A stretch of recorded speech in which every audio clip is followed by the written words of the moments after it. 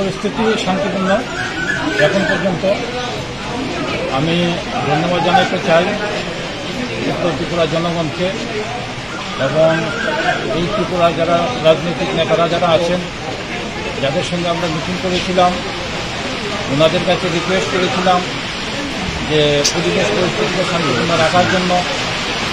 ওনারা সেই প্রতিশ্রুতি দিয়েছিলেন, সেটাকে আমরা দেখছি যে আমাদের মধ্যে এখন পর্যন্ত কোনো অপ্রীতিকর ঘটনার খবর নেই এবং আশা করি যে পরিবেশ পরিস্থিতি শান্তিপূর্ণ থাকবে। আমরা এদিকে police, PSR, payment PSR, CRPF deployment করেছি গ্রাউন্ডে, বিশেষ করে সেন্সিটিভ এলাকাগুলিতে কাউন্টিং হলের মধ্যে আমরা সুপারভিশন করছি সবাই। এখানে আমাদের ডিএজি সাহেব এসে গেছেন, ডিএজি সাহেবের সুপারভিশন করছেন।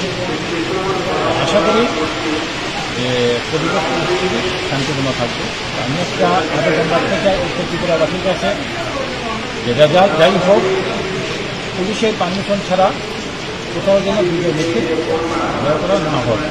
যেখানে আমরা পারমিশন দেবো সেখানে আমরা এডুকেট নিয়ে অবস্থার ব্যবস্থা করবো, যাতে ভিডিও মিছিলটা শান্তিপূর্ণ হয়। ধন্যবাদ।